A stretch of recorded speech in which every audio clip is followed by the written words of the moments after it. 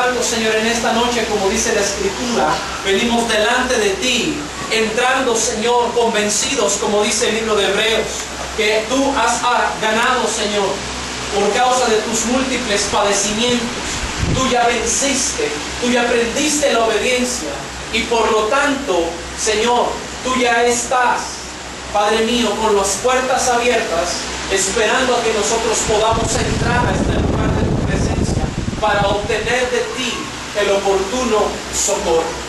En este día, Señor, te pedimos que tú nos des la gracia de poder entender tu palabra, de que tu Espíritu hable a nuestro espíritu y sane nuestra alma y quebrante, Señor, aún nuestro cuerpo y nos ayudes a entender el camino por el cual tú nos quieres llevar. Ayúdanos a entender lo que es tu presencia para poder aprovecharla en todos los sentidos de nuestra vida. En el nombre poderoso de Jesús, di conmigo el día de hoy. Yo quiero aprovechar tu presencia. En el nombre de Jesús. Amén. Están conectadas al cargador atrás de las manivesas de tu vida. Ahí está el cargador, ahí están las pilas. Si se las puedes poner y lo calamos. Amén. El domingo enseñamos y hablamos acerca de la presencia de Dios y citamos al libro de Joel. Y el libro de Joel habla acerca de las cosas que vendrán. Y el libro de Joel tiene un paralelo y tiene una connotación con el libro de los Hechos. Y el libro de Joel se escribe muchísimos años antes de que sucediera lo que pasó en el libro de los Hechos. Y Joel cita y profetiza y habla diciendo que después de varias cosas iba a venir un derramamiento de la presencia de Dios, y habla y dice sobre toda carne, sobre toda persona. Sobre toda persona que ¿qué? Sobre toda persona que crea que el derramamiento del Espíritu Santo puede estar y ser en su vida. Amén. Sobre toda persona que le dé la libertad para que el Espíritu Santo pueda entrar y pueda obrar en su vida. Y da una serie de especificaciones y dice: y vendrán en vuestras hijas y en vuestros hijos palabras proféticas. Dice: ellos profetizarán. Y dijimos, nuestra vida será transformada del interior al exterior. Empezaremos a hablar las cosas que antes no hablábamos. Empezaremos a cambiar nuestro lenguaje. Empezaremos a hablar o a conducirnos con palabras de vida eterna, y ya no palabras de maldición, ya no palabras de enojo, de ira, de chisme, de gritería, dice Corintios, sino que ahora serán palabras, como dice Tesalonicenses, de dar gracias en todo y por todo. Dar gracias es la manifestación de que usted está teniendo una conversión en su vida, porque por naturaleza somos gente malagradecida, somos gente que estamos alejados de la voluntad de Dios. Y dice Romanos capítulo 1 que el hombre natural, que el hombre terrenal ni quiere ni puede agradar a Dios, porque para él es deleite el pecar. Eso dice Romanos capítulo 1, que los hombres decidieron dar culto a las criaturas antes que al Creador. Y dice: y se encendieron en sus propios razonamientos, por lo tanto Dios los entregó a pasiones vergonzosas que deshonraron entre sí sus propios cuerpos. Eso dice Romanos. El no participar de la presencia de Dios, el no convivir con la presencia de Dios, el no dejar que la presencia de Dios instituya su voluntad o Él haga su voluntad en la iglesia, nos lleva a correr el riesgo de que si la presencia de Dios no está en un lugar, si la presencia de Dios no está en nuestra vida, alguien más quiere ocupar ese lugar. Otra presencia quiere ocupar ese lugar. Así que Joel dice: vuestros hijos profetizarán, mas no dice van a conocer lo que van a profetizar, porque la Biblia enseña que lo que profetizamos en parte lo conocemos y en parte lo desconocemos. ¿Sí me está entendiendo? Le voy a decir algo: muchas de las cosas que usted le habla a la gente, usted las desconoce, pero las habla porque está avivado, ¿sí? Y usted le dice a la gente: hey, Cristo te ama. ¿Sí? Se escuchó muy de Alcanza Victoria, ¿verdad? Hey, vato, Cristo te ama. Así se hablaba antes, así se evangelizaba antes. Ahora se hablan palabras más elocuentes. A veces le decimos a la gente: venga a la iglesia, Cristo le ama. Y usted está profetizándole, usted está hablándole una verdad, pero muchas de las veces desconocemos que realmente Cristo nos ama, porque es un lenguaje evangélico, es un lenguaje cristiano, pero desconocemos el significado del decir Cristo te ama. Amén. Porque al decir Cristo te ama, usted le está diciendo, tú tienes un precio incalculable. Tú tienes un valor incalculable al punto que Dios mismo te desea. Porque amar no es un sentimiento, amar no es una emoción, amar es la persona de Jesús. El amor es la persona de Dios. Por lo tanto, cuando usted le dice algo a alguien como ese, Cristo te ama, usted le está diciendo, tú puedes llegar a tener la capacidad de que Dios mismo esté y more en tu vida. Amén. Existe más de una presencia de Dios. Ya, porque lo que quiero enseñarles es algo bien clave. ¿Amén? Muchas de las veces decimos, la presencia de Dios está aquí. ¿Cuántos la hemos sentido? Amén. Se la descifro un poquito. Es eso que usted siente, que eso no sé qué, que no sé cuándo, que no sé cómo. ¿Me entendió? ¿Está bien descifrado? ¿Está bien explicado? Porque eso es algo que no se puede explicar. Todos tenemos diversas manifestaciones de la presencia de Dios en nuestra vida, según el entendimiento que Dios nos da. A veces Dios se puede manifestar en nuestra vida a través de un sueño, a veces a través de una visión, a veces a través de algo que le está sucediendo a alguien, es la presencia de Dios dando un mensaje. A veces puede ser un recorrer en nuestra piel, a veces puede ser un sentimiento, muchas de las veces es un quebranto, muchas de las, si quieres cerrar la puerta, muchas de las veces es algo inexplicable. Es algo que cuando usted le dice a la gente, es que sabe que siento algo, pero no sé qué pasa. Y usted empieza a quebrantarse y moquea o llora más de lo que explica. Es que es la presencia de Dios que está trabajando en su vida. Pero más que ser algo físico, más que ser un sentimiento y más que ser una emoción, es algo que es espiritual. Es algo que es espíritu. Pero no siempre todas las presencias que se manifiestan en un lugar realmente provienen de Dios. O realmente es la presencia de Dios. Y eso es bien interesante, porque eso es algo que pocas veces usted va a escuchar que se enseñe en alguna iglesia. Yo lo enseño porque lo he entendido de parte de Dios. Yo lo enseño porque Dios me lo ha enseñado. Y lo enseño porque lo he vivido. Amén. Entonces ahorita vamos a darnos cuenta que hay más de una presencia de Dios, o parte de la presencia de Dios en diferentes manifestaciones. Amén. Vaya conmigo por favor al libro de Isaías capítulo 11. Isaías capítulo 11. Isaías se encuentra entre Génesis y Apocalipsis. Por lo tanto, no creo que usted vaya a encontrarlo, porque está en la Biblia. ¿Sí? Génesis, perdón, ya se ve. Ya se me estaba trabando la lengua, ¿ya ve? Isaías capítulo 11. Amén. Dice, versículo 1. ¿Sí lo tienen? No quiero aprovechar el tiempo. Saldrá una vara del tronco de Isaí, y un vástago retoñará de sus raíces, y reposará sobre él, ¿qué cosa? El Espíritu de Jehová. Pausa ahí. Isaí fue el papá de David.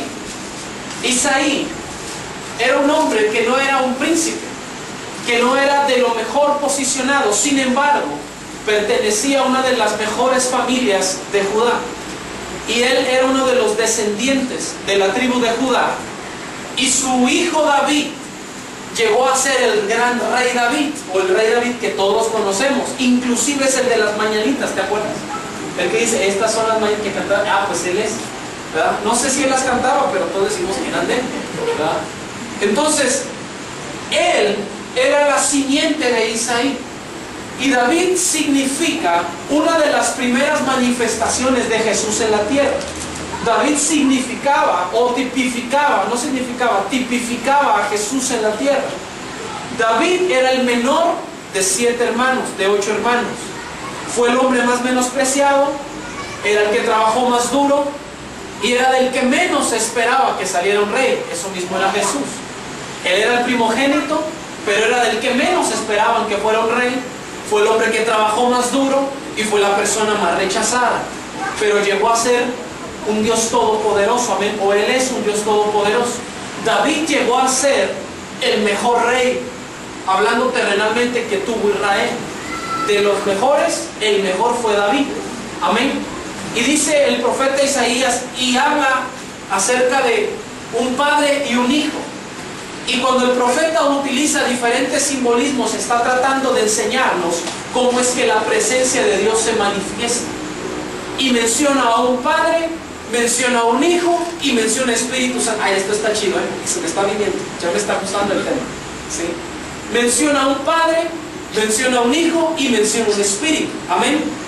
Todos aquí creemos en una Trinidad, ¿sí o no? En una Trinidad, ¿sí o no? ¿O alguien aquí que es unitario? Para reprenderla, no se cree. ¿Sí? Hay diferentes corrientes de cristianismos que creen solamente en la unicidad. Hay otros que creemos en la Trinidad. Amén. Otros creerán en la dualidad. No lo sé, hay tantas cosas que a veces uno desconoce muchas cosas. Pero la realidad es que la Biblia siempre me menciona a un Padre, a un Hijo y a un Espíritu. Amén. Por lo tanto, habla de la presencia de Dios dividida o manifestada en tres personas que aparentemente son distintas, que tienen mismas características, que tienen mismas similitudes, que tienen misma gracia, mismo poder, pero cada uno se manifiesta como quiere y se manifiesta de diferente manera. Amén. Y siempre la presencia de Dios Padre, siempre lo que hace es producir un sentimiento paternal, un sentimiento maternal. Y lo que hace la presencia de Dios es manifestar siempre un fruto como un hijo. Amén. Isaías dice: saldrá de una vara, del tronco de Isaí o de la simiente de ese padre, un vástago o un hijo, y retoñará de sus raíces y reposará sobre él el Espíritu de Jehová. Amén. ¿Qué es el Espíritu de Jehová? ¿Qué es? ¿Usted tiene idea de lo que es el Espíritu de Jehová? Diga sí o no, conmigo diga miau. ¿Sí? ¿No tiene idea? Bueno, el Espíritu de Jehová se llama Espíritu Santo. Amén. Sin embargo, Dios mismo, esto está bien profundo, Dios mismo tiene diferentes manifestaciones utilizando otros espíritus y utilizando a diferentes ángeles. Amén. Por ahí hay una teoría que yo hasta cierto punto tengo como algo cierta o cuerda. Y en una ocasión un apóstol a mí me enseñó que en el cielo, o hablando acerca de lo creado, Dios tiene su mensajero. Yo lo he estudiado en la Biblia y me doy cuenta de que sí. Dios mismo tiene un mensajero, Jesucristo mismo tiene un mensajero y el Espíritu Santo tenía un mensajero. Amén. El Padre utiliza un ángel que se llama Miguel. Miguel es un arcángel príncipe. Y cuando la presencia de Dios quiere hacerse notar en un lugar, Él le permite al arcángel Miguel hacerse presente. ¿En qué sentido? El arcángel Miguel es un guerrero. Él es un príncipe de guerra, pero es un príncipe. Quiere decir que es un ángel que tiene una realeza, que tiene una estirpe, que tiene una posición espiritual considerable en el cielo. No es cualquier ángel, ¿sí? Tiene un buen, no solamente es un rango, él tiene una investidura, él tiene una dignidad angelical como un ángel príncipe. Y él, como ángel príncipe, es el encargado de manifestar la voluntad del Padre. Amén. Él es el encargado. Por ejemplo, dice que Miguel aparece solo en 2 o 3 ocasiones en la Biblia, y en una aparece luchando con Satanás por el cuerpo de Moisés. Por lo tanto, la voluntad del Padre era recuperar el cuerpo de Moisés. Amén. Y ahí aparece Miguel.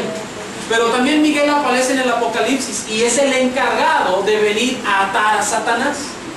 Y es el encargado de conducir al ejército de Dios en la batalla del Armagedón, o en la batalla final. Amén. Entonces él tiene una dignidad angelical conforme un príncipe y tiene una autoridad, y su rango es ser arcángel. Amén.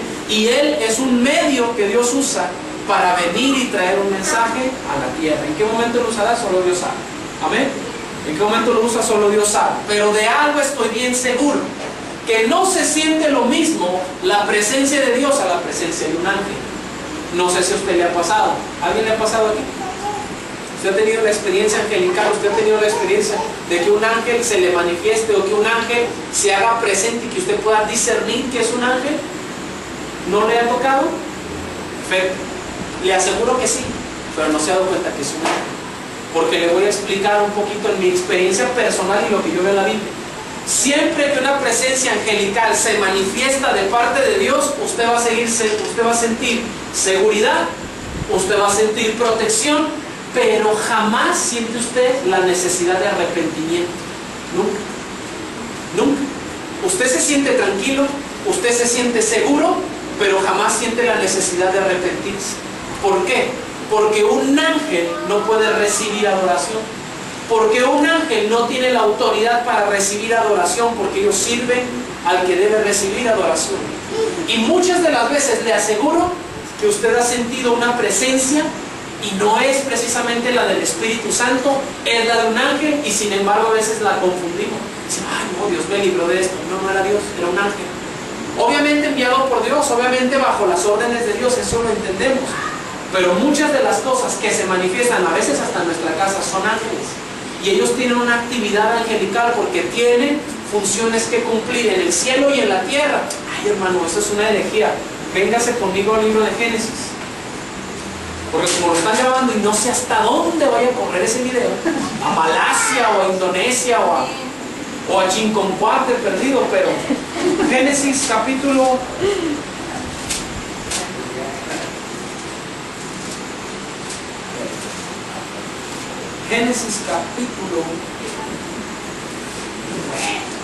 Es como el libro de tantos,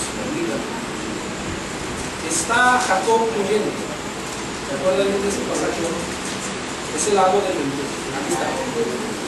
En el capítulo 28, versículo 12. Versículo 11. Y llegó a un cierto, versículo 10. Salió pues Jacob de Berseba y fue a Harán, y llegó a un cierto lugar y durmió allí, porque ya el sol se había puesto, y tomó de las piedras de aquel paraje y puso su cabecera y se acostó en aquel lugar. 12. Y soñó, y he aquí una escalera que estaba apoyada en tierra, y su extremo tocaba el cielo, y he aquí ángeles de Dios, que ¿qué? Quiere decir que los ángeles tienen manifestaciones en el cielo y en la tierra. Tienen una actividad celestial y tienen una actividad terrenal. Cuando Jacob llegó ahí, no era la primera vez que los ángeles subían y bajaban, ellos ya lo hacían. Amén. Quiere decir que ellos están encargados de estar trayendo la voluntad de Dios y de estar cumpliendo una función en la tierra y darnos a nosotros un mensaje. Amén. Entonces, muchas de las manifestaciones que nosotros sentimos actualmente son manifestaciones angelicales. ¿Por qué digo que son manifestaciones angelicales? Porque ellos están encargados de darnos ayuda, de darnos protección, de proveer para nosotros seguridad, de proveer para nosotros protección, de proveer para nosotros dirección. Pero no pueden llevarnos a un arrepentimiento, no pueden llevarnos a una adoración. Nosotros complementamos lo que ellos hacen, pero no pueden llevarnos a cosas que solo la presencia de Dios puede hacer. Amén. Entonces, siempre que Dios Padre se quiere manifestar en un lugar, se quiere manifestar en la tierra, siempre habrá actividad angelical, siempre. Siempre va a haber actividad angelical. ¿Por qué? Porque dice la Biblia que Dios se sube sobre las alas de querubines y sobre ellos se echa a volar. Hasta Dios mismo, no teniendo la necesidad, los usa. ¿Por qué? Porque como son creación suya, como son diseño y son creación suya, lo más lógico sería que lo que usted creó, eso es lo que usted utilice, ¿sí o no? Lo que usted tiene a la mano, eso es lo que usted va a utilizar, ¿sí o no? ¿Sí o no? No, diga sí o no. Entonces, así como un maestro tiene lápices, tiene cuadernos, y eso es lo que usa para dar clases a sus alumnos, así Dios usa los ángeles o a los ángeles para manifestar algo. Por ejemplo, en una ocasión Dios bajó a hablar con Abraham. Y cuando Él bajó a hablar con Abraham, Él iba acompañado de los ángeles. Ese pasaje se puede interpretar de muchas maneras. El Padre, el Hijo y el Espíritu Santo, yo también lo creo. Sin embargo, la Biblia, cuando uno la estudia algo detallado, usted se da cuenta que Dios iba con los ángeles. Y pareciera que Dios necesita guaruras. Dios necesita quien lo defienda.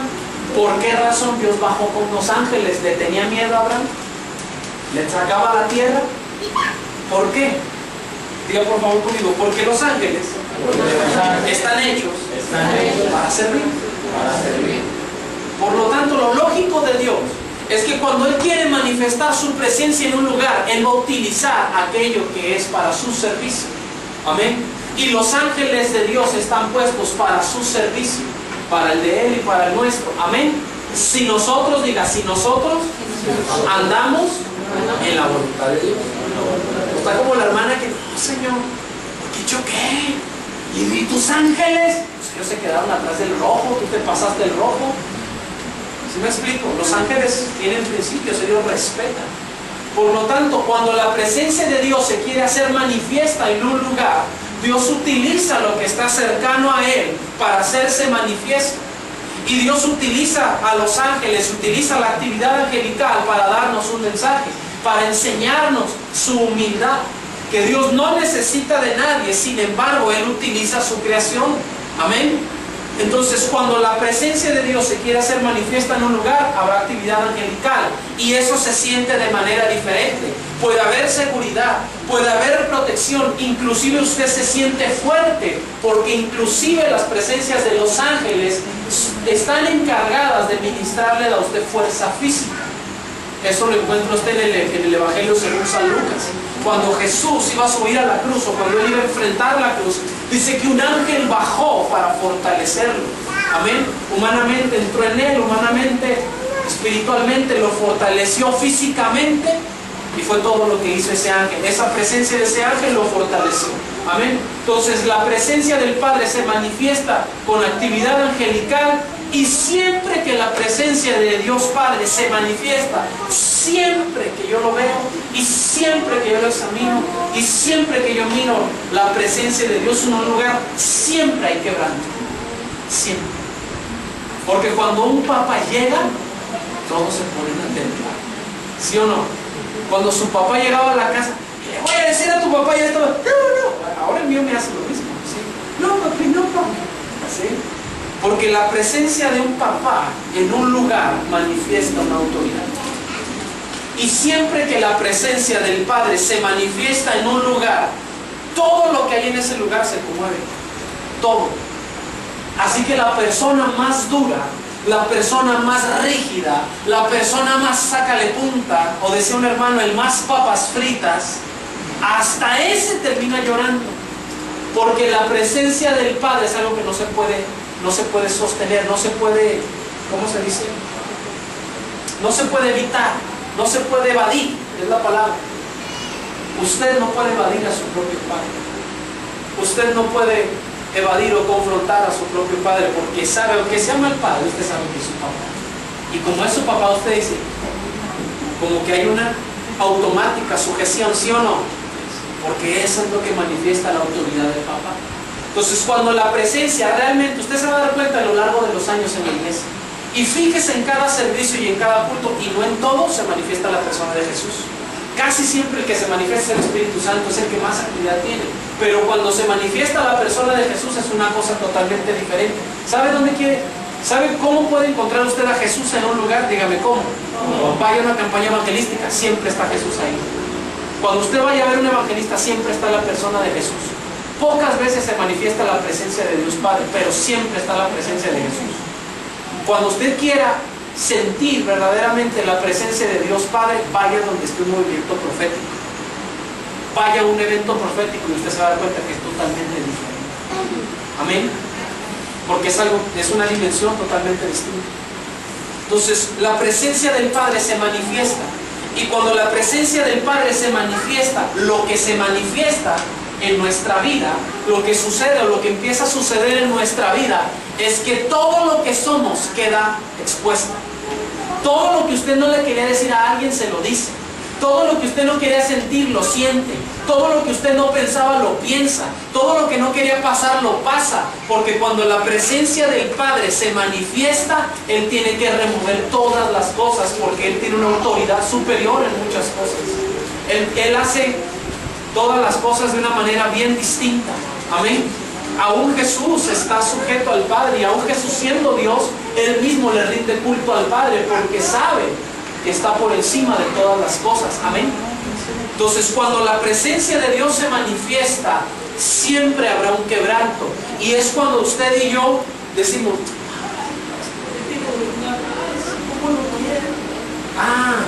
es que hay una presencia tan paternal que se manifestó en la iglesia, que logra provocar que usted sienta la necesidad como hijo de acercarse a recibir amor. ¿Me explico? ¿Es importante la presencia de Dios, sí o no? Hay muchas cosas que aprender, ¿verdad? Siempre que la presencia de Dios Padre se manifiesta, es cuando usted tiene las máximas reacciones o las mayores reacciones de necesidad de cariño, de necesidad de amor. Porque eso es lo que originalmente debiera de ser un padre.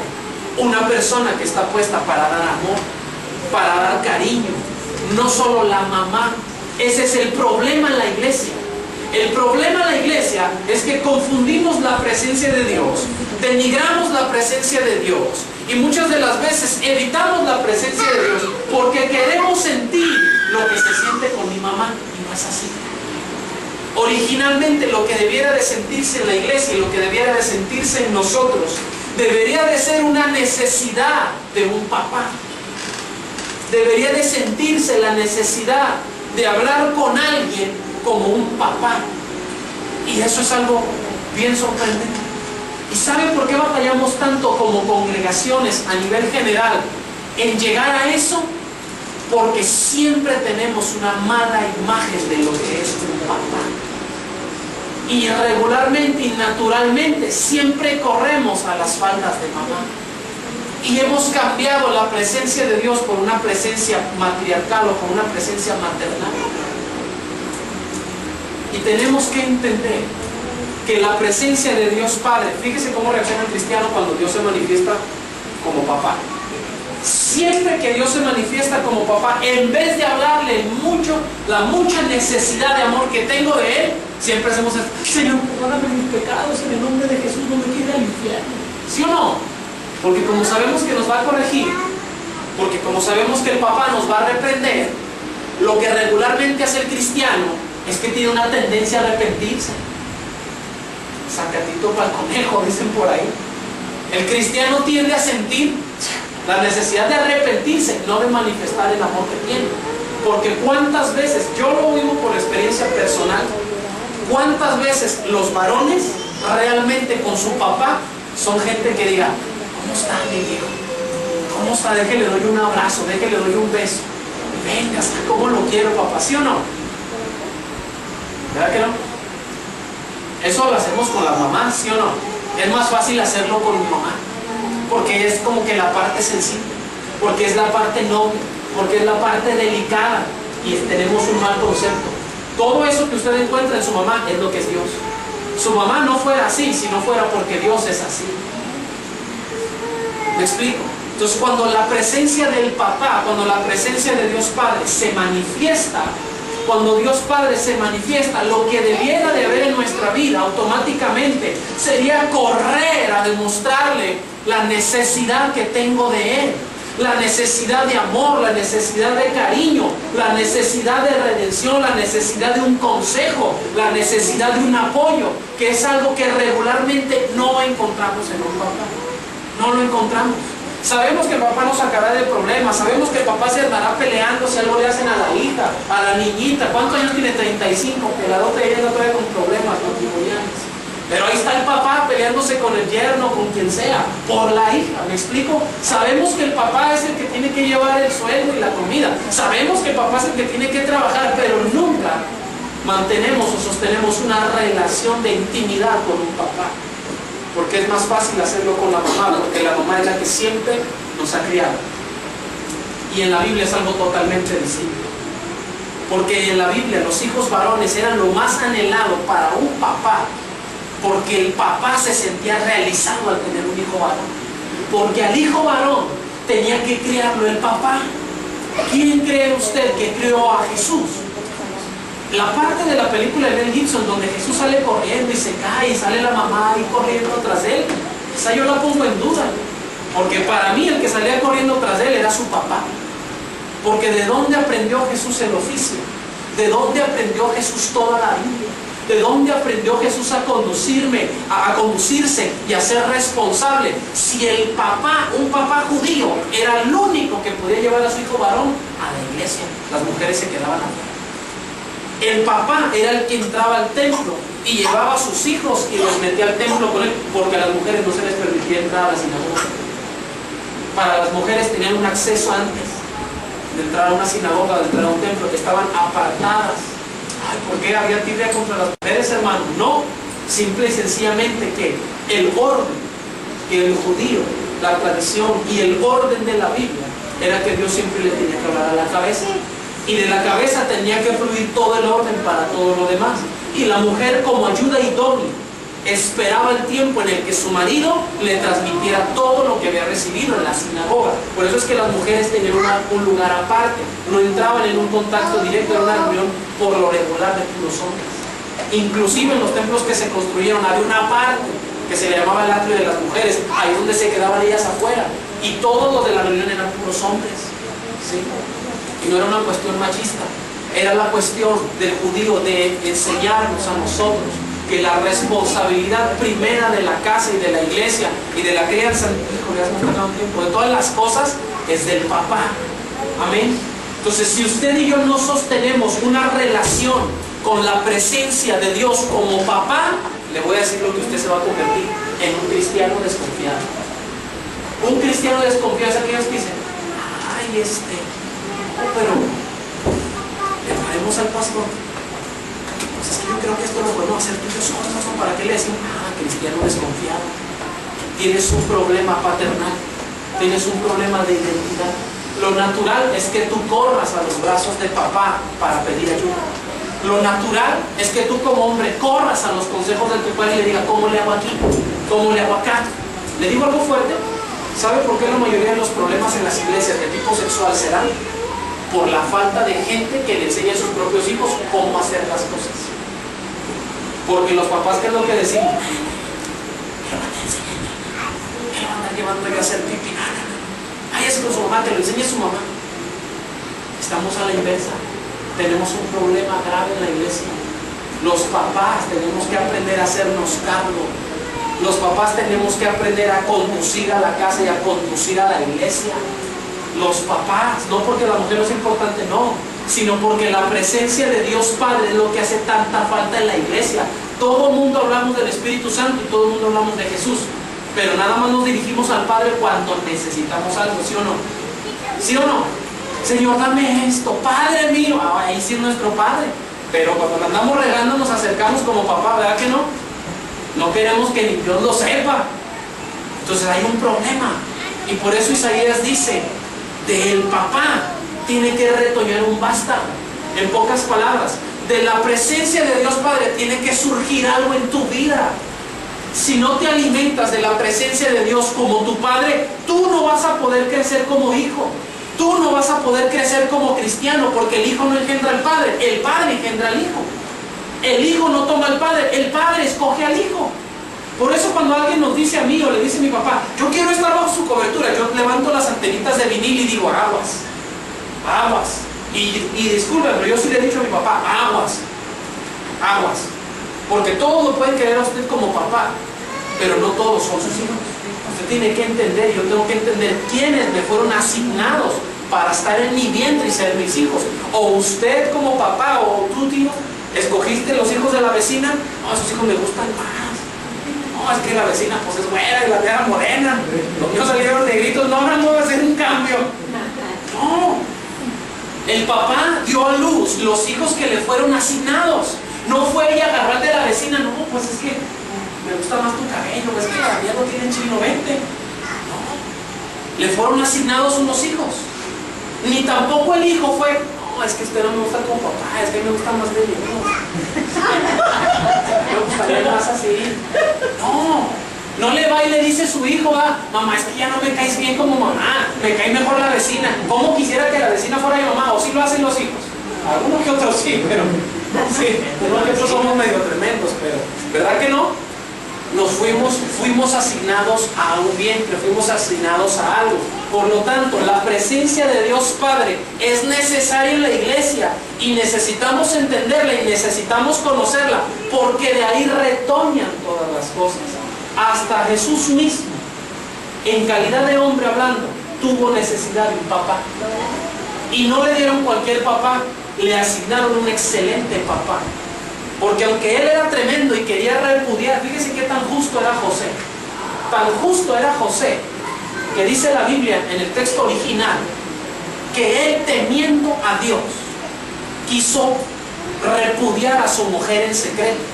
Imagínense, era un hombre tan justo, era un hombre tan recto, que no quiso exhibirla en público a María, porque sabía que le iban a apedrear, esa era la ley.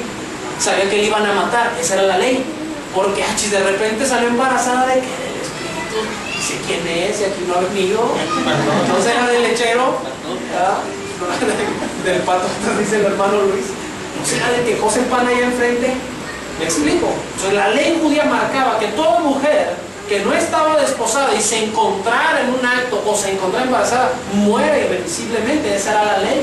Entonces José era tan justo y quería tanto a esa mujer, que era justo pero no era perfecto, amén. Tenía sus detalles el hermano también, porque cuando yo leo el texto original, dice que él la aborreció, la quiso odiar, la quiso repudiar, pero en secreto. O sea, en pocas palabras es, no te quiero, ya el acuerdo, mejor me voy con la vecina, pero no quiero hacerlo en público, o sea, no quiero que te maten. Entonces, imagínese el carácter que ese hombre tenía para que Dios lo escogiera como papá del Mesías. Imagínese cómo era ese hombre. Imagínese qué hombre iba a ser. Y nunca se habla de él en la Biblia. Solamente cuando se le aparece en un sueño y luego su vida desaparece y probablemente José muere. ¿Sí?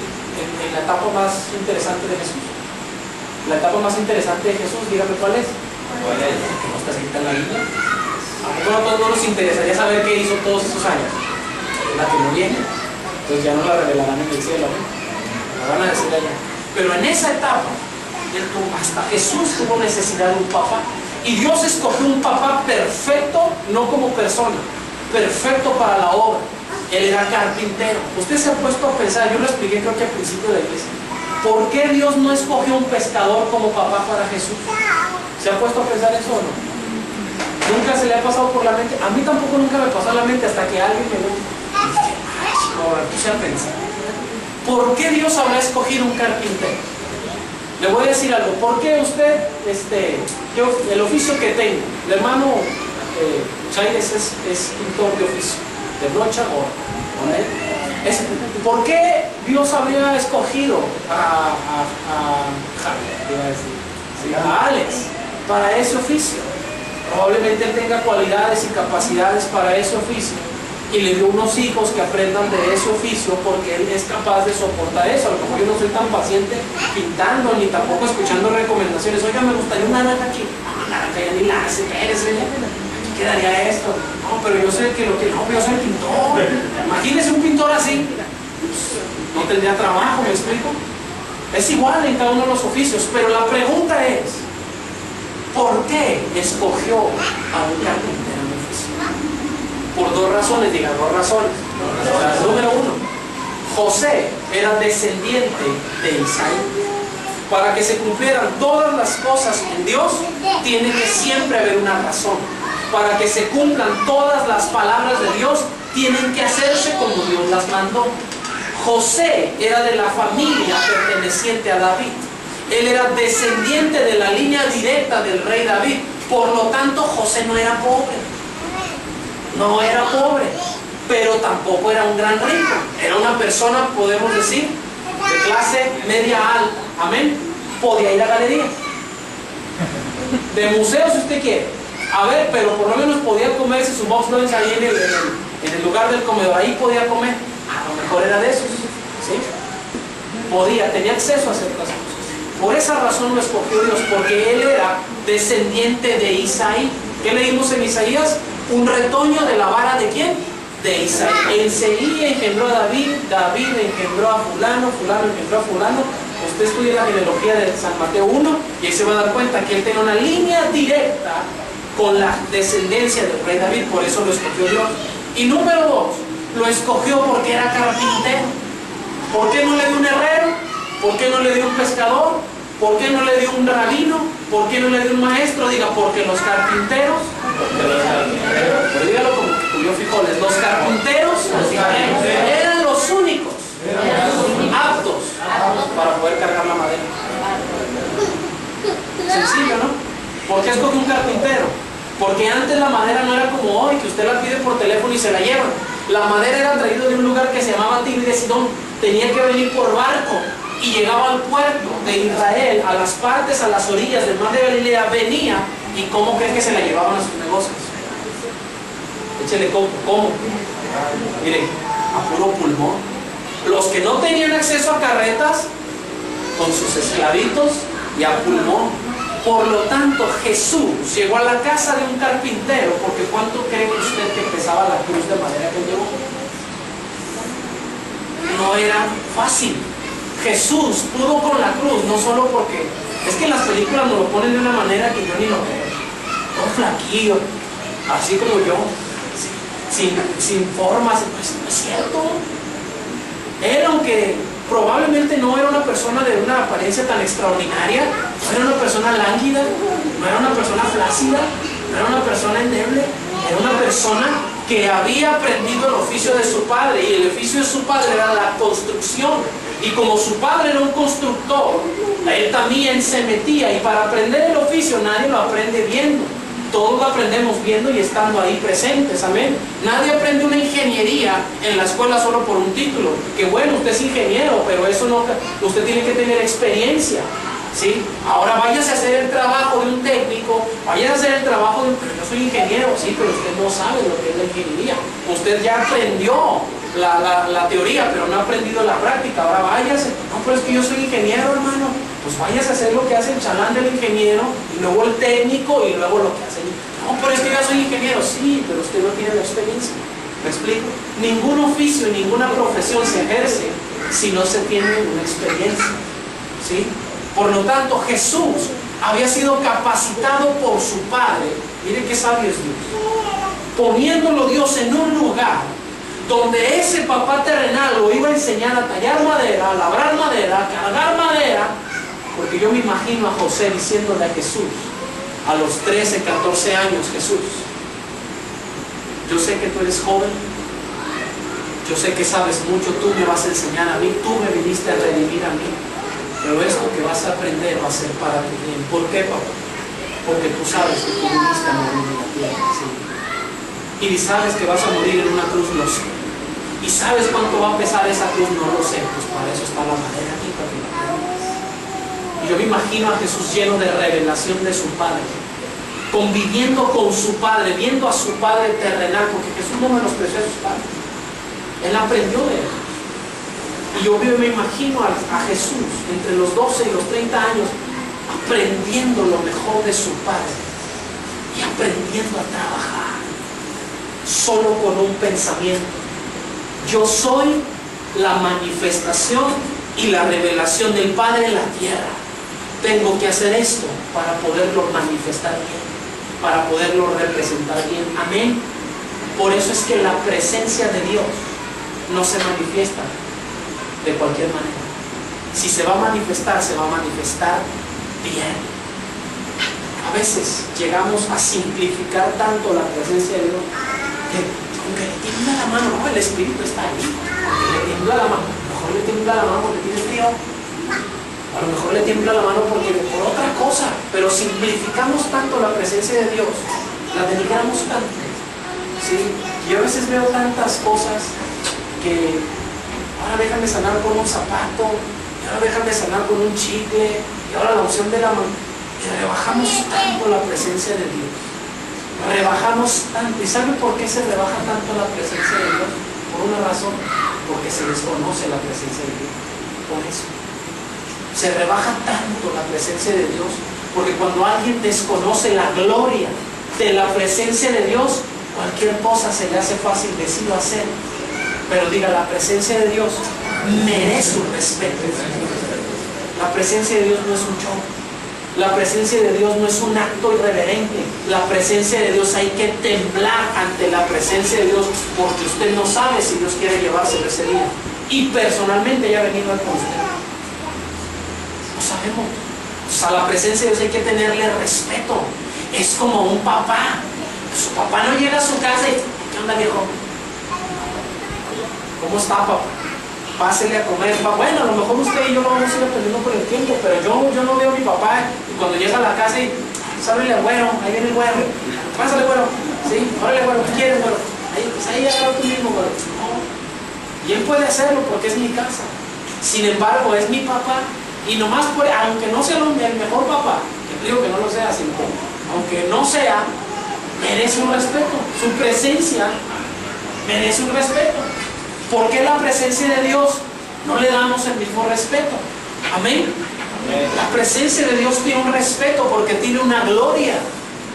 Por lo tanto, cuando la presencia de Dios Padre se hace presente, lo que hay es gloria.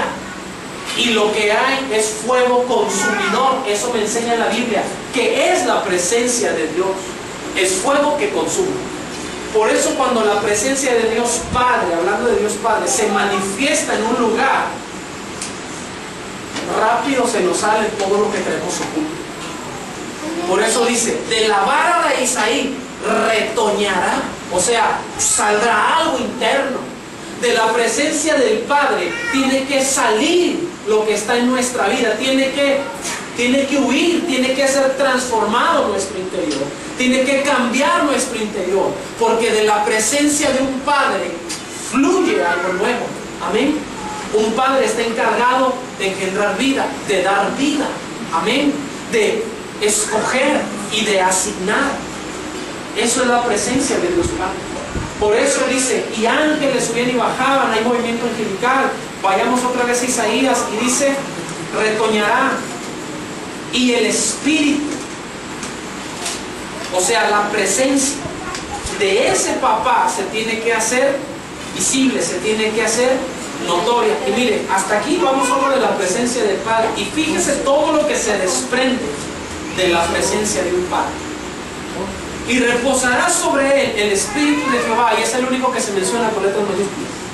El Espíritu de Jehová, en pocas palabras, cuando la presencia del Padre se hace manifiesto, un espíritu de papá se hará manifiesto. Amén. Y el espíritu de papá, ¿qué nos provoca? Ya se lo dije en toda la predicación: quebrantamiento, protección, seguridad, alimento, redargüimiento, pero sobre todo una grande necesidad de amor, una grande necesidad de comunión. Amén. Eso es lo que manifiesta la presencia del Padre. Y de la presencia de Dios Padre se desprenden otras presencias. Por eso es que le digo que no todo lo que pensamos que es presencia de Dios es presencia de Dios. Y eso que no estamos viendo las demoníacas. Pero las presencias de Dios que se desprenden de Dios, hay 11. ¿O cuántas son? 11 o 9. Perdón, 7. No me equivocando. Dice, y reposará sobre él el Espíritu de Jehová. ¿Espíritu de qué? De sabiduría y de inteligencia. De la presencia del Padre se desprende sabiduría e inteligencia. ¿Quién enseñó a quién? ¿El papá al hijo o el hijo al papá? Por lo tanto, ¿quién tiene la sabiduría y la inteligencia? ¿Quién tiene la experiencia? El papá, la mamá.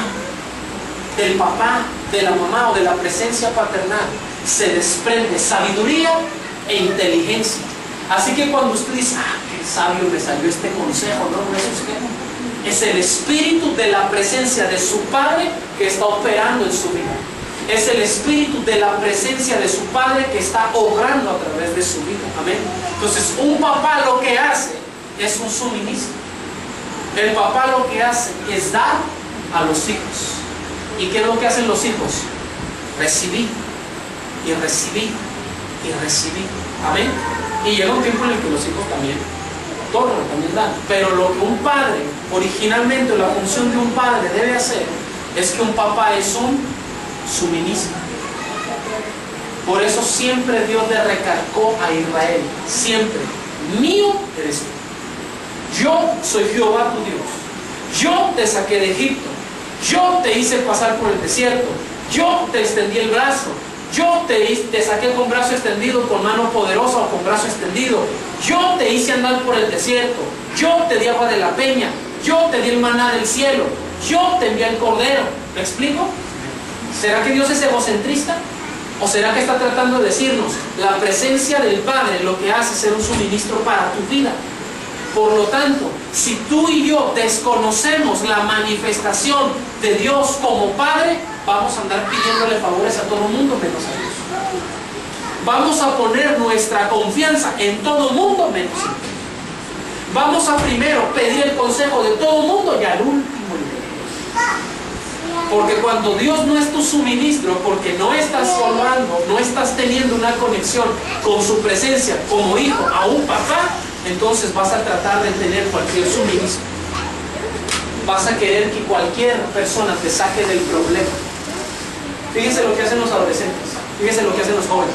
Cuando tienen un problema en la casa, cuando están discordes, cuando hay un problema, una situación con los papás, lo primero que corren es a buscar una amiga. A buscar una amiga. O sea, en vez de ir con el papá, con ese que está el problema, y que el papá es la solución, porque es el suministro, lo que hacen es correr a otro lugar. ¿Por qué? Es desconectarse del suministro. ¿Por qué? Porque pensamos que cualquier persona nos puede sacar del problema. Pero diga por favor conmigo, al último de cuentas, o al fin de cuentas, el único que nos saca de apuros, es el que es el papá.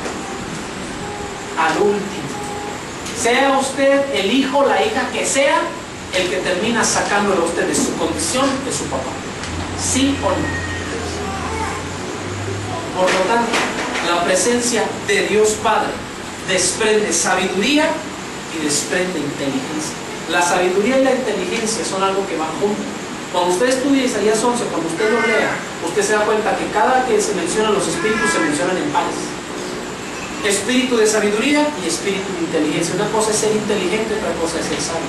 Ser sabio es saber tomar decisiones en el momento que hay que tener decisiones. Ser inteligente es ser una persona que puede hacer varias cosas a la vez. Es que tiene una capacidad de respuesta que otros no tienen. Es una persona que tiene una chispa, que tiene eso. ¿Cómo explicar? Sí, hablé una vez de la inteligencia. Es esa persona que tiene una capacidad distinta, ¿sí? Para poder hacer, para poder actuar, para poder crear algo, ¿sí? Y una persona sabia es una persona que, aunque sea más tardada, que aunque sea más lenta, es una persona que sabe tomar buenas decisiones, que sabe qué es lo que está bien, qué es lo que está mal. Es una persona que puede definir. Una persona inteligente puede actuar, pero una persona sabia me define. Amén. Entonces, ya se me acabó el tiempo. Se fue bien rápido, ¿verdad? ¿Me da 2 minutos? ¿Lo acabo o no lo acabo? Usted me dice. Usted sabe, usted es el que se tiene que ir, yo aquí me quedo. Dígame usted. ¿Acabo el texto o no? Sí. La mayoría, ¿cuántos dicen que sí? Híjole, los que dicen que no, qué gachos son. Pastor, a ver si lo hago ahora nomás por su iglesia, por favor, porque al parecer no me quieren. Dame una hora más de camino. Ojalá se lo va a aplicar un día. ¿Sí? Espíritu de sabiduría y inteligencia. No lo voy a explicar así qué significa cada uno, pero nada más quiero darle el tema. Y luego, espíritu de consejo y de poder. De la presencia de Dios Padre, de la presencia de un papá. Imagínense los problemas que hay en la iglesia, nomás con esto me cae en el 20. ¿Sí? De la presencia de un padre se debe de desprender el consejo, y es lo que menos hay en la iglesia. Es lo que menos hay en el hogar. Por eso la gente anda despavorida y anda haciendo lo que le da su gana. Porque los hijos tenemos un problema. Tratamos de hablar con un padre. ¿Qué es lo que hace el padre? Usted lo que anda mal, póngase a orar, órale, póngase a orar, en el nombre de Jesús lo reprendo. No, es que tú estás así porque quieres. Imagínense los consejos. Cuando se supone que del espíritu de un padre se debe desprender el espíritu de un consejo. Qué triste, ¿no? Que de la persona que deben fluir las soluciones, fluyan las reprensiones. Qué tremendo, ¿no? A veces tenemos una situación en la iglesia y lo que menos hacemos es buscar al pastor, porque sabemos qué es lo que nos va a decir. No, es que ya lo conozco, es un hombre santo de Dios. Ya sé lo que me va a decir, que ando mal. ¿Para qué voy y lo busco? ¿Me explico? Usted no sabe cuántas veces vienen con mi esposa, vienen conmigo. Gente de otros lugares que tienen sus ministros y vienen conmigo a que les diga lo que ellos pudieron haberle dicho. ¿Por qué? Porque o no hay consejo o no hay una buena relación entre padre e hijo. Entonces, cuando no hay una buena relación entre padre e hijo, nada más pasan dos cosas. Usted como papá le va a dar los peores consejos y dos, su hijo no le va a hacer caso. Eso pasa. Si no para muestra, hágalo en su casa. Trate de darle un consejo a su hijo y su hijo le va a decir: ¿usted quién es para decirme cómo tengo que vivir? ¿Usted vive su vida? Que me deje vivir la mía. ¿Usted ya hizo lo que quiso? ¿Sí o no? O le estoy hablando a mi tía al cielo, a los ángeles, y me estoy equivocando del mensaje. ¿Sí o no eso pasa? ¿Por qué? Porque no hay una relación de padre a hijo.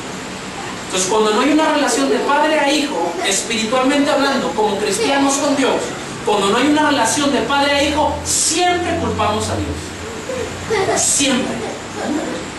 Eso que me dice cristiano. Eso que oro. Si Dios me hubiera sacado de esto, entonces yo le creería. Eso es lo que decían los que estaban abajo de la cruz de Jesús. Si tú eres Dios, bájate de ahí. Queremos ver que tú eres Dios. Bájate de ahí. Desciende de la cruz y entonces creeremos en ti. ¿Usted cree que esos eran sus hijos? ¿Que usted cree que hay una relación? Si Jesús predicó y dijo: el que me ve a mí ha visto al Padre. El que cree en mí va a creer en el Padre. Porque nadie va al Padre si no es por mí. Y nadie conoce al Padre sino el Hijo. Y nadie conoce el Hijo sino el Espíritu. Y el Espíritu a quien se lo quiera revelar. ¿Se fija cómo es una relación?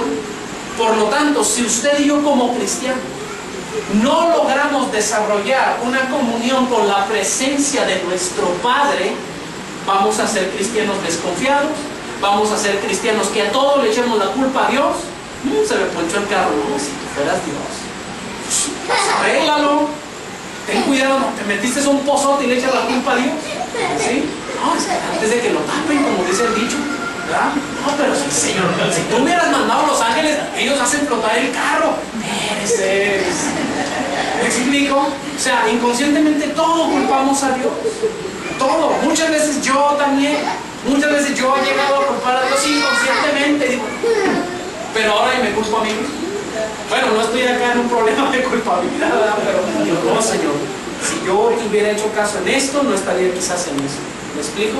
Y trato de justificar a Dios. Pero cuando no hay eso, cuando no hay ese consejo, diga por favor, cuando no hay consejo, esto está bien, tampoco hay poder. ¿Me explico por qué o no? ¿Se lo explico? Porque lo que usted dice tiene influencia. Todo lo que usted le habla a sus hijos influye. ¿Sí o no, Guevarita? Sí. Cuando mamá te dice corre, usted que dice, no, pues órale, cuando tú dices no corre porque ando lastimada, ya dije que la receta, o usted que dice, aunque quiera, pues no la hago, porque como ella es la que manda. O sea, eso es una realidad. Es que no quiero explicárselo tan así, tan escolarmente, tan en el instituto, pero es una realidad. ¿Sabe cómo se le llama eso? Eso se le llama exousia. El poder de ejercer dominio a través de lo que decimos se llama exousia. Exousia es una palabra griega que significa poder o dominio que se ejerce al traer una influencia sobre algo o sobre alguien. El otro poder que se ejerce es el dinamis o dunamis. Es otra palabra griega que quiere decir facultad de poder fabricar, hacer algo que es imposible. Eso es un dunamis y la otra es una exousia. Usted como papá tiene poder para hacerle algo a sus hijos o para decirle algo a sus hijos y provocar en sus hijos algo. Es el clásico: ya te dije que no lo hagas porque soy tu madre. ¿Sí o no? Son las mejores frases. Es que yo soy tu madre y a mí me debe el respeto. ¿Sí o no? ¿Y qué es lo que hacen los hijos? No, pues está bien. Ok. Eso se llama exousia.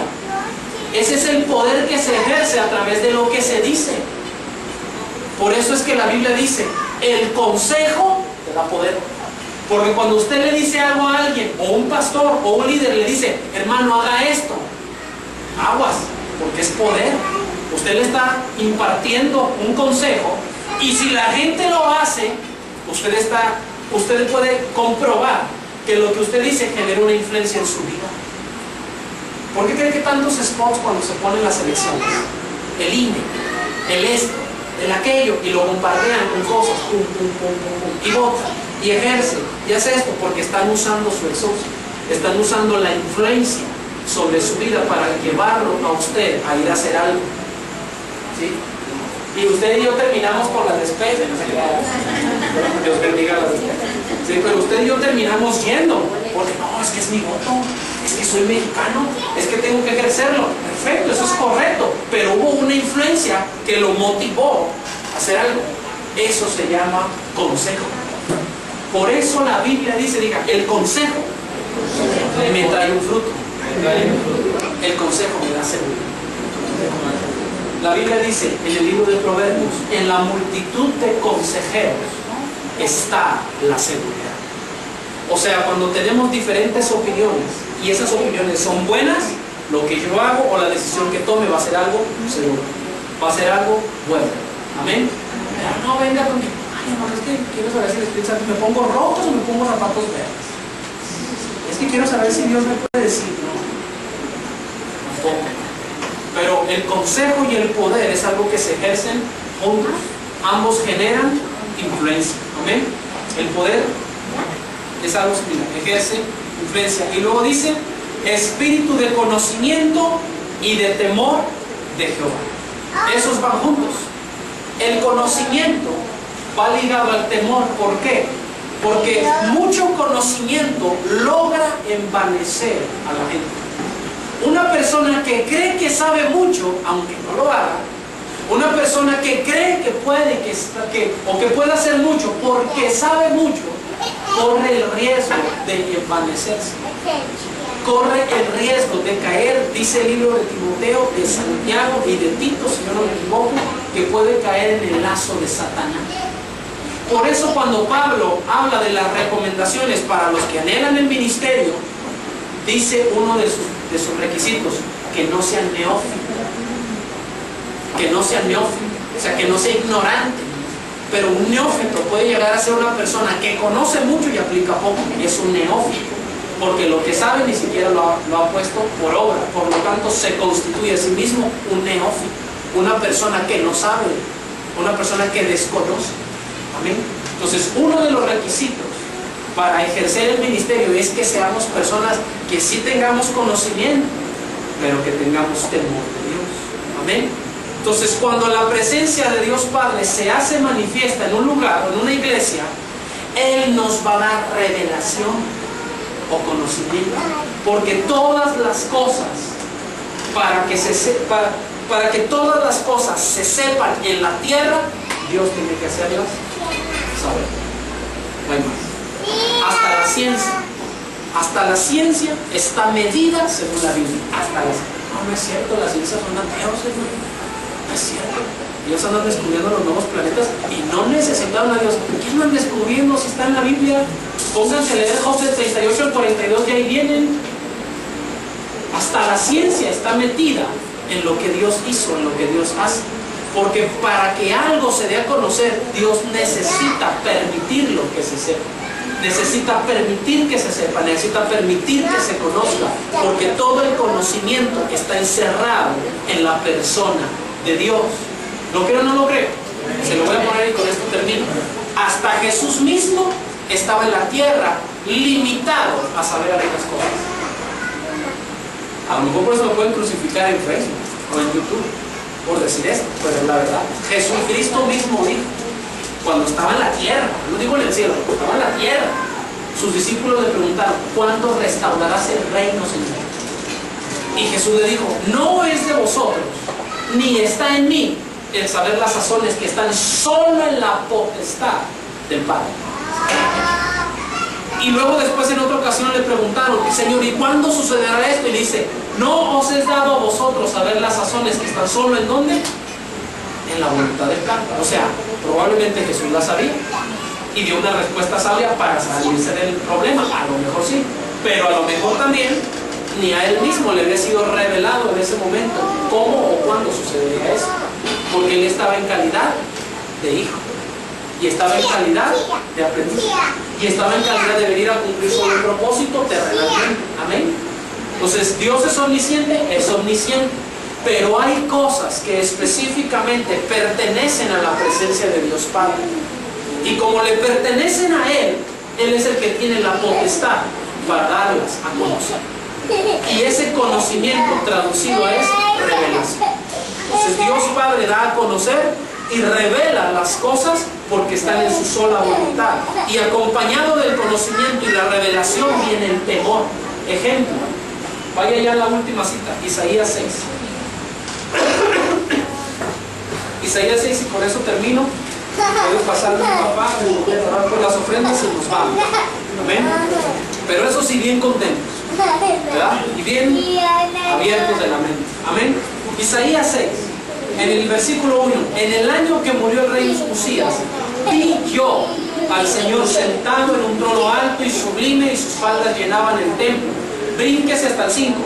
Entonces dije: ay de mí, que soy muerto, porque siendo hombre inmundo de labios y habitando en medio del pueblo que tiene labios inmundos, han visto mis ojos al Padre, o al Rey, y menciona su nombre, Jehová de los ejércitos.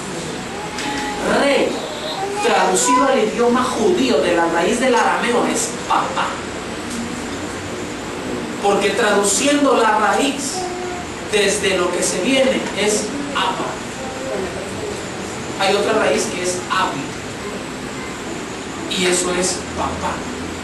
Y nadie le podía llamar papá a alguien si no era perteneciente a su familia.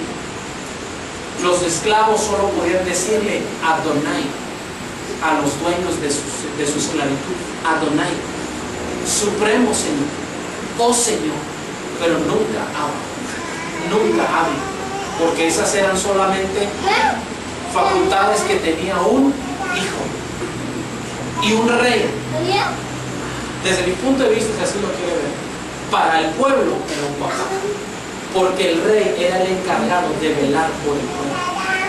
El rey era el encargado de pelear por el pueblo, y el rey era uno de los tres encargados de mantener la presencia de Dios en el pueblo. Por lo tanto, un papá o la presencia de un padre en un lugar es el encargado de mantener la presencia de Dios en un lugar. Así que si ustedes de las dicen: hermano, pues yo soy padre y madre para los de mi casa, usted es la persona encargada de mantener la presencia de Dios en su vida y en toda su iglesia. Amén. ¿Me pueden prender a la luz de ahí, por favor? Amén. Entonces del Padre se desprende sabiduría, inteligencia, consejo, poder, conocimiento, y se desprende el temor de Jehová. Amén. Entonces esas son presencias y son espíritus. La Biblia habla que son espíritus que están delante de la presencia de Jehová. Por lo tanto, un espíritu de sabiduría puede hacerse manifiesto. ¿Cómo tiene la forma? No sé, no me lo pregunto. ¿Cómo se siente? No sé. Lo único que yo sé es que cuando un espíritu de sabiduría entra a nuestras vidas, usted da los mejores consejos que ni en la vida usted se imaginaba decir. Usted dice: ay, esto hasta me salió chido. Eso dice: ay, esto de dónde me lo saqué. Dicloxacilina con metazoxacilina con ciprofloxacino con santa cachucha, no sé qué tantas terminan. Esta receta, ¿de dónde me la saqué? Ni sabía que tenía eso, pero es un espíritu de sabiduría, ¡pum!, de conocimiento. Entonces esos espíritus se hacen manifiestos en nuestra vida y se desprenden de la presencia paternal de Dios. Amén. ¿Puedes hacer por favor conmigo? Muchas gracias por su comentario. Probablemente, no le aseguro, dependiendo de lo que decida el papá, dependiendo de lo que decida el pastor, vemos si continuamos el tema el domingo y hablamos de las presencias, terminamos la presencia paternal y la presencia del Hijo y del Espíritu Santo. Según que vaya teniendo oportunidad, quiero seguir hablando acerca de la presencia de Dios. Amén. Comenzamos el jueves pasado, hablamos de la revelación, hablamos de la presencia de Dios Padre, perdón, de la presencia de Dios y lo que provoca en nuestra vida. Hoy la presencia como Dios Padre. Padre, en el nombre de Jesús te doy gracias por esta tarde, por esta noche, Señor, que nos permitiste estar aquí, aprender de la revelación que proviene de tu Espíritu, y por lo tanto te pedimos, Señor, que tú abras nuestro entendimiento y que todas las cosas que tú nos hables a través de tu palabra nos ayudes a digerirlas y poderlas poner por obra, Señor, no para contención, no para envanecimiento, sino para un estilo de vida propio en tu presencia. Gracias, Señor, porque eres Padre para nosotros. Y perdona nuestras ofensas, como también nosotros perdonamos a los que nos ofenden. En el nombre poderoso de Jesús. Amén y amén. Den un aplauso a Dios.